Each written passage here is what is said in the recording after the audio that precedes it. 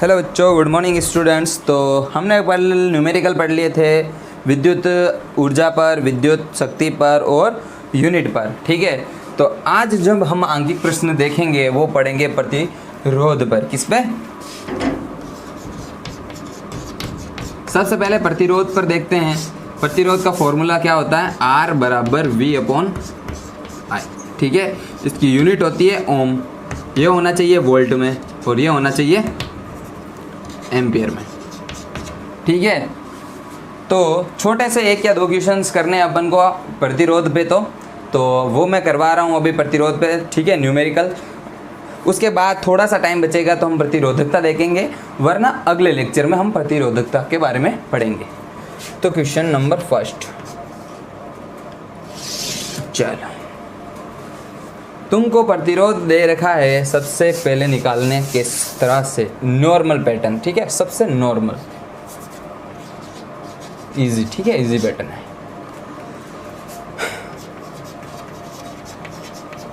तुमको एक परिपथ दे रखा है, उस परिपथ में एक बैटरी लगी है जिसका विभवांतर है 12 वोल्ट। ठीक है, और उस परिपथ में जो विद्युत धारा जा रही है, क्या जा रही है? विद्युत धारा जा रही है, वो 6 एम्पीयर की विद्युत धारा जा रही है। तो इस प्रकार उस तार का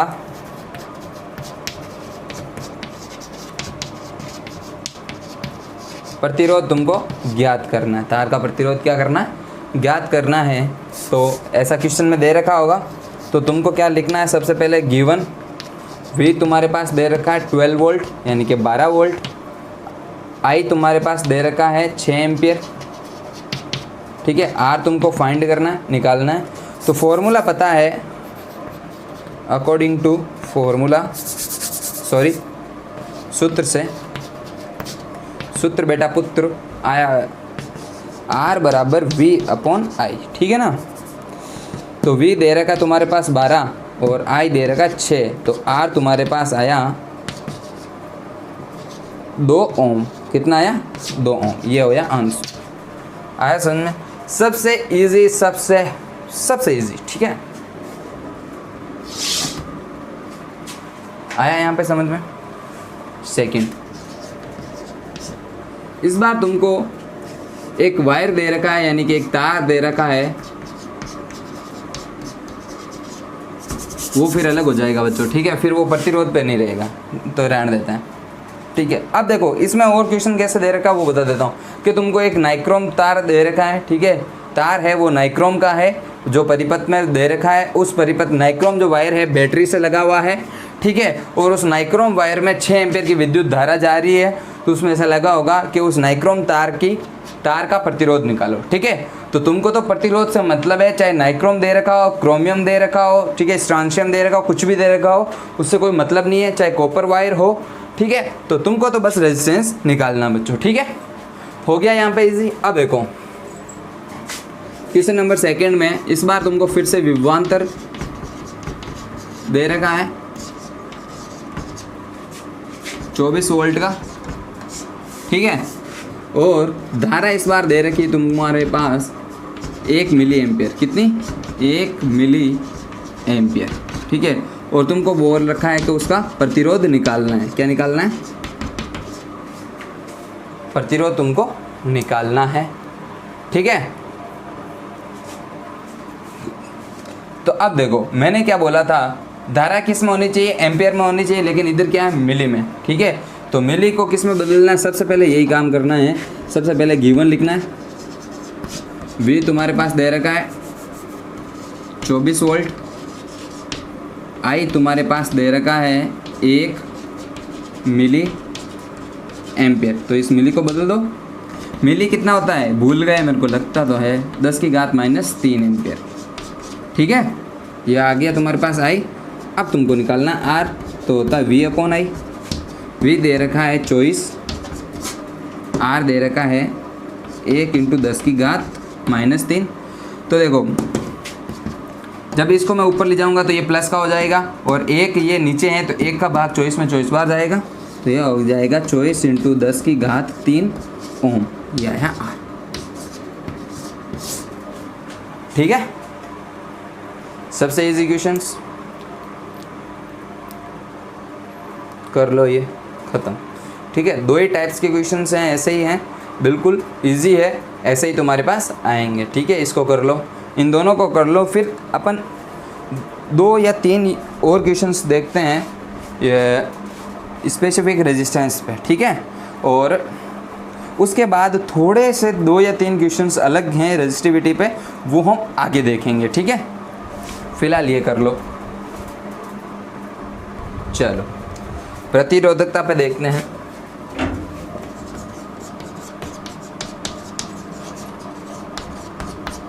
के बराबर होता है RA/L। ठीक है ना। अब देखो R जो है वो ओम में होना चाहिए, A जो है वो मीटर में होना चाहिए, मीटर स्क्वायर, और L जो है वो मीटर में होना चाहिए। ठीक है ना। एक और बात, तुमको तार दे रखा होगा ना, तार बिल्कुल एकदम गोल होता है। क्या होता है? गोल।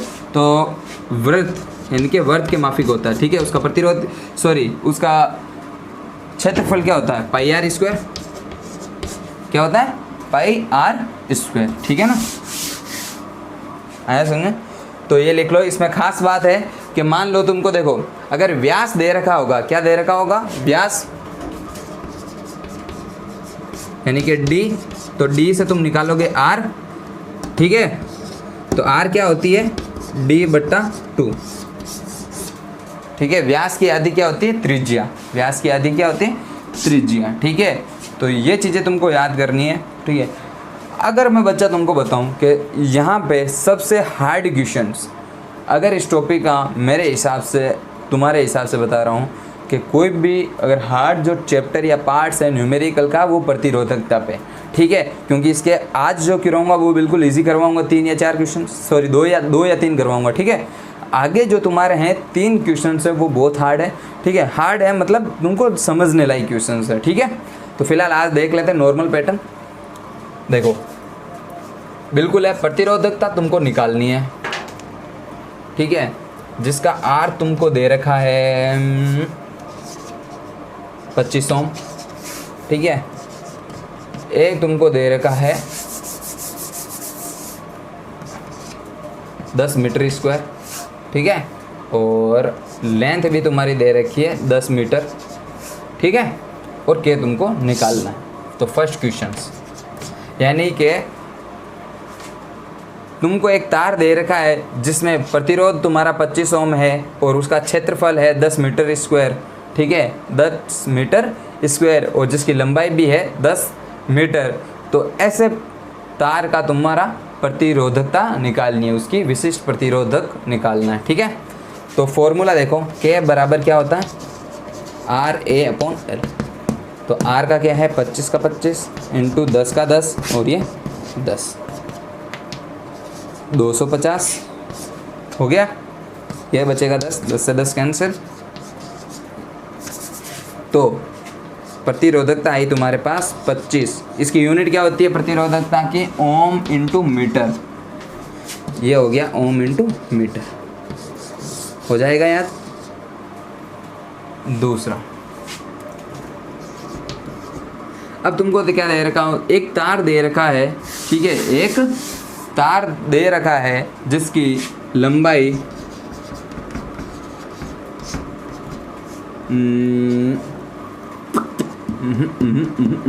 लंबाई तुमको दे रखी है 2 मीटर। ठीक है, लंबाई दे रखी है 2 मीटर, जिसका व्यास तुम्हारा है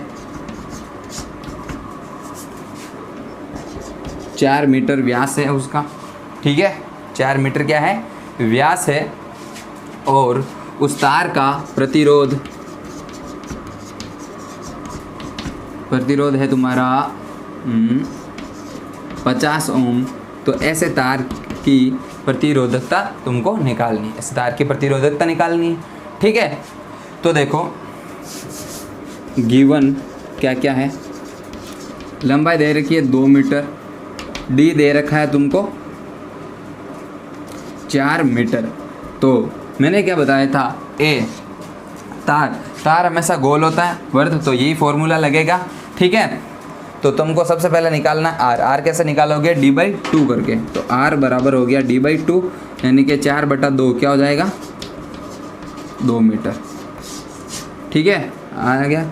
अब निकालना है तार का क्षेत्रफल। तार का क्षेत्रफल क्या होता है, ए बराबर पाई आर स्क्वायर। पाई क्या होता है 22/7, आर क्या है 2 × 2, यही है, हाँ या ना।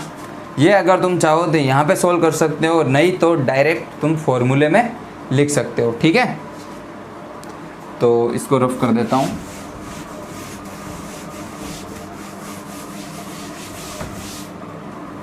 ठीक है, अब देखो इसको फिलहाल यहीं रखते हैं। डायरेक्ट अब फॉर्मूला लगाऊँ, के equal to R A upon L. R कितना दे रखा 50 × पाई, आर कितनी दे रखी है 2 × 2, चलो। और एल लंबाई तुमको दे रखी है 2। आया समझ, 2 से 2 काट दूंगा, इसको मल्टीप्लाई करूंगा, आएगा 100। पाई क्या होता है 22/7। इसको कैसे लिख सकता हूँ 00, ये हो गया ए। अब देखो इसको आगे भी सोल्व कर सकते हो, 22/7, ठीक है। तो 7 का पहाड़ा बोलो कितनी बार जाएगा, 7 एकम 7, 2 14, 7। 7 की टेबल से ये डिवाइड होगा, ठीक है, कितनी बार डिवाइड होगा, ठीक है, करके बताओ।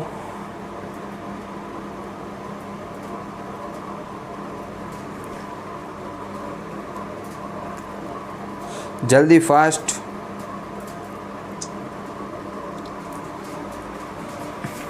तो जब इसको करोगे तो आएगा तुम्हारे पास ये आंसर, ठीक है। ये होगा एम ओम इंटू मीटर, ठीक है। कैसे भाई, देखो 22 है सबसे पहले तो 22 में भाग दे दो 7 का, तो 3 बार जाएगा, ठीक है। आएगा क्या 21, फिर क्या बचेगा 1 आएगा, 22 में से 21 आएगा, 1 बचेगा 10, फिर एक बार भाग फिर जाएगा, फिर 3 बचेगा, फिर 0 आएगा, फिर 4 28, ठीक है।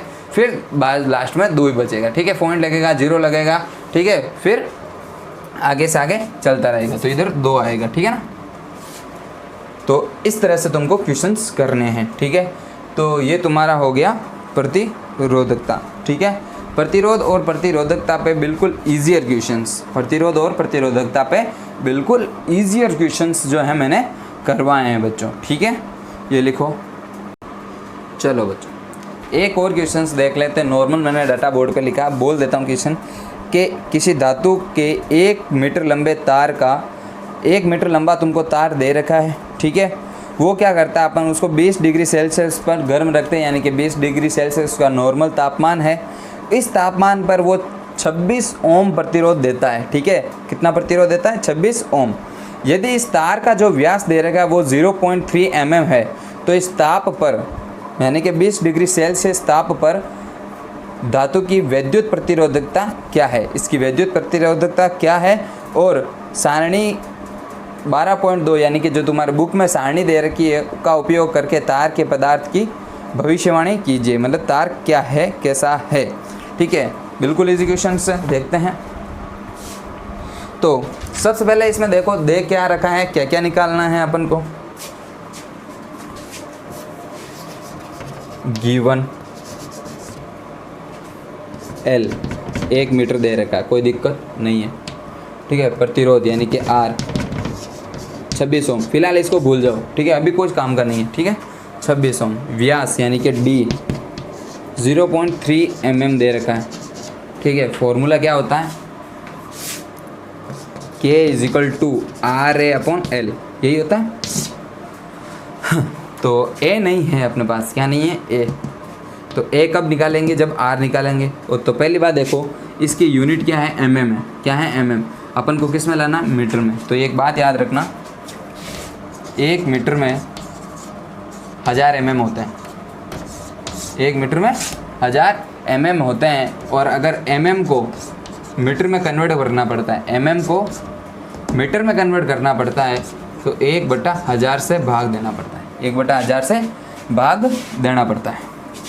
तो व्यास दे रखा है D = 0.3 mm, ठीक है। इसको मीटर में बदलना है, किस में बदलना है मीटर में। 0.3 इसको 1000 से दे दो भाग, क्या दे दो 1000 से भाग दे दो, तो ये हो गया मीटर में। अब देखो 1 0 और है, नीचे आ जाएगा, ठीक है।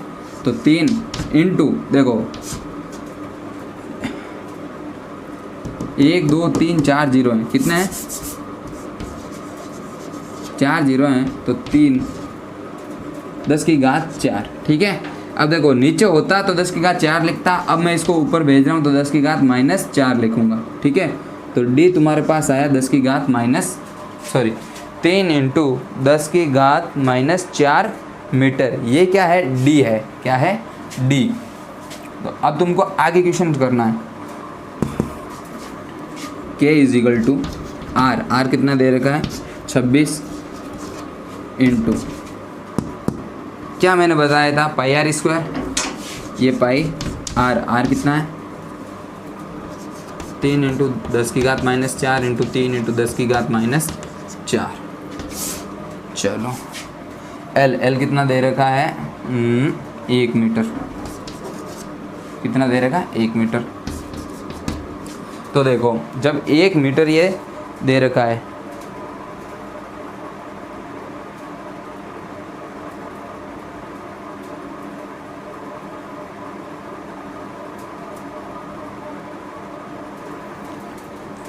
तो अब क्या होगा?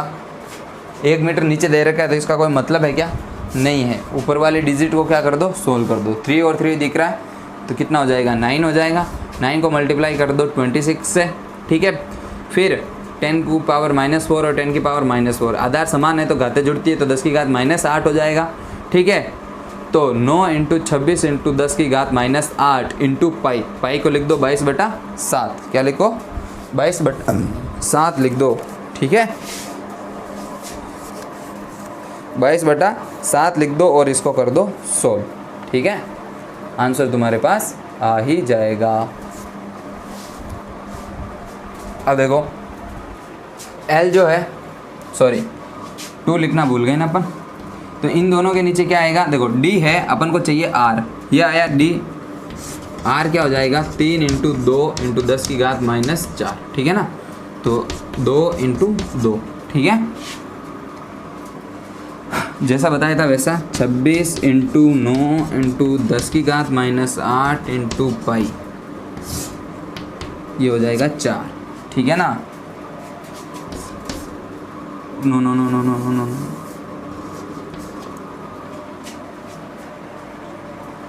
ये जाएगा नहीं, ठीक है। लेकिन 2 की टेबल से जब मैं डिवाइड करूँगा तो कट भी सकता है। ये 2 टाइम्स और ये 13 टाइम, जाएगा नहीं जाएगा, ठीक है। 13 को मल्टीप्लाई कर दो। अब देखो इधर क्या है, इसको पूरा कन्वर्ट कर दो, 22/7 लिख दो। 2 की टेबल से ये 11 टाइम्स, ठीक है। तो अब इस पूरे को सोल्व कर सकते हैं अपन। मेरे को रफ करना पड़ेगा, पहले यहाँ तक उतार लो तुम लोग, फिर रफ कर रहा हूँ मैं, ठीक है। जल्दी करो।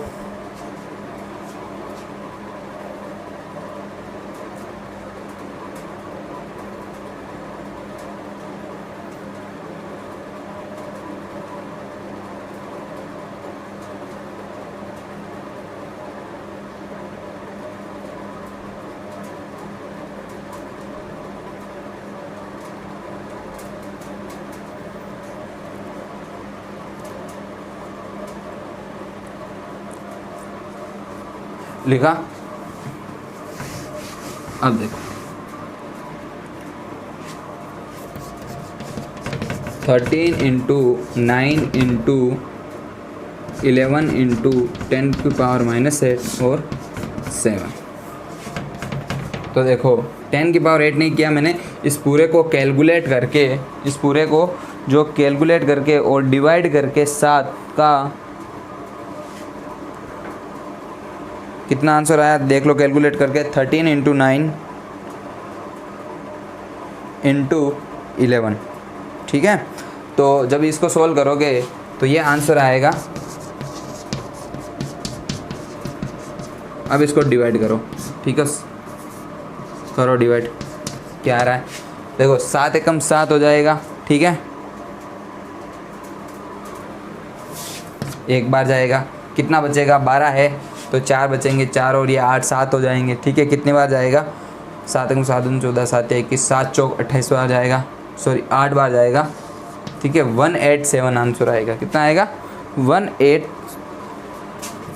183 सॉरी, ठीक है ना, 183 पॉइंट समथिंग वैल्यू आएगी कुछ, ठीक है, और इंटू 10 टू द पावर -8, ठीक है। तो ये के तुम्हारा आया ओम इंटू मीटर, ठीक है। आगे भी इसकी वैल्यू जाएगी, ठीक है ना, आगे भी इसकी वैल्यू जाएगी। और इसको फाइनल आंसर मैं तुम्हारा बता देता हूँ, क्योंकि पॉइंट में जो है वो पूरा जाएगा, ये पूरा कैलकुलेट होगा, ठीक है। तो इसको 10 से मल्टीप्लाई करते जाओ और आंसर आता जाए, ठीक है। ये तुम्हारा आंसर है। यहाँ तक जब लिखोगे, यानी कि कुछ नहीं करना तुमको, इसको यहाँ से कैलकुलेट करके यहाँ तक लिख दो, ठीक है। और पॉइंट तुम्हारा 3 तक निकालना, तुमको कितना पॉइंट तक निकालना, 3 तक, ठीक है। वैसे ये आंसर सही है तुम्हारा, कोई दिक्कत ही नहीं है यहाँ तक, लेकिन तुमको आंसर पॉइंट्स के बाद में 3 डिजिट निकालनी है, 3 संख्या तुमको निकालनी है और उसके बाद आंसर लिखना है, ठीक है।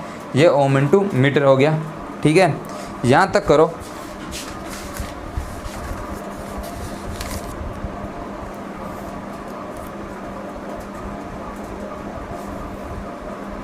अब देखो, अगर तुम चाहो तो इसका पॉइंट आगे बढ़ा सकते हो, वरना यही आंसर लिख सकते हो, कोई दिक्कत ही नहीं है। अब इसमें भविष्यवाणी बोली थी कि भाई आप तार के बारे में क्या भविष्यवाणी कर सकते हो, तो इसको लिख सकते हो कि इस प्रकार दिए गए धातु के तार का, इस प्रकार दिए गए धातु के तार का 26 डिग्री सेल्सियस पर, सॉरी 20 डिग्री सेल्सियस पर इसका प्रतिरोध 183.33, ठीक है, इंटू 10 की घात -8 ओम इंटू मीटर आता है, ठीक है बच्चों, कर लो। समाप्ति की घोषणा, ठीक है भाई। बाय बाय बच्चों, प्रतिरोधकता के आगे बढ़ेंगे। ये क्वेश्चंस तुमको थोड़ा कैलकुलेटिंग लगा होगा, थोड़ा हार्ड लगा होगा, लेकिन ज़्यादा हार्ड नहीं है। कैलकुलेट तुम्हारे पे डिपेंड करता है कैसे कैलकुलेट करते हो बच्चों, ठीक है। कोई प्रॉब्लम नहीं है, कैलकुलेशंस का ही है, तो तुमको ईजियर कैलकुलेशन करनी पड़ेगी बच्चों, ठीक है। कैलकुलेशन तभी कर पाओगे जब तुम ऐसे क्वेश्चंस बार बार प्रैक्टिस में लाते रहोगे, ठीक है।